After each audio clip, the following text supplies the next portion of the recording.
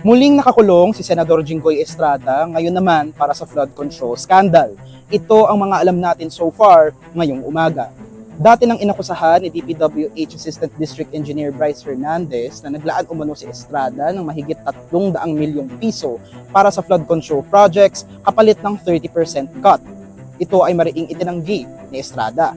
Gayunpaman, itong nakaraang Huwebes, ganap ng kinasuhan ng Office of the Ombudsman sina Estrada, dating DPWH Secretary Manuel Bonoan at pang akusado ng graft at plunder sa Sandigan Bayan.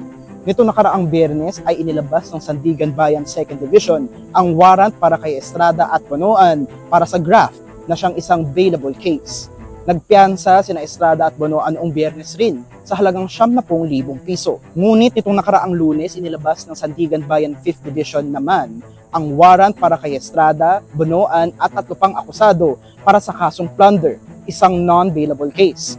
Ayon kay DILG Secretary John Vic Remulla, natanggap niya at ng PNP ang warrant na ito mga 15 minuto bago ang alas 3 ng hapon. Sabi ni Remulla, bandang alas 3:30 naman ay nakarating siya sa Senado para ipatupad ang warrant laban kay Estrada. Ngunit kita sa ilang video na tila nagkaroon ng komprontasyon si Remulla at Senate President Alan Peter Cayetano. The question was whether yung separation of the executive and the judiciary and the legislative. Sabi niya, even at the time of Salonga, he protected Enrile. Ang sabi ko sa kanya, in a not very calm voice kasi umakit na, "Sir, I'm sorry, you lost that privilege when Bato escaped." Dagdag ni Remulla na binasahan agad ng PNP ng Miranda rights si Estrada at hinayaan siya magbigay ng press conference bago dalhin sa CIDG sa Campo Crame. Sina Bonoan at ang isa sa kanilang mga kapwa-akusado naman ay sumuko sa CIDG. Samantala, ang natitirang 2 pang akusado ay sumuko sa Sandigan Bayan.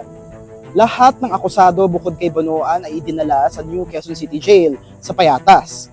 Sa isang pahayag, sabi ng PJMP na isinama na sina Estrada at ang 3 pa nilang kapwa-akusado sa general population ng New Quezon City Jail. Assurance natin na walang special treatment po kay Senator Jinggoy?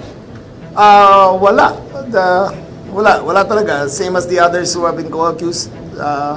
Depende kung saan sasabihin ng Sandigan, they will be dealt fairly, equally, no special privileges. Samantala, si Bonoan naman ay inilagay sa PNP General Hospital dahil sa umanong high blood pressure. Ito sa our decision kasi nga, imminent na yung stroke niya at 192.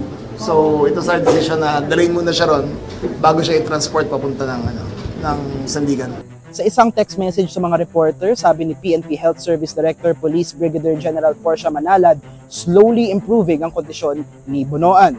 Ngunit depende pa rin sa kanyang attending physician at sa CIDG kung maidadala na ba si Bonoan para maiharap sa Sandigan Bayan. Manatiling updated sa Inquirer para sa latest tungkol sa kaso ni Estrada at sa flood control scandal. Mula dito sa Campo Crame, ako si Jason Sigales, nag-uulat para sa Inquirer.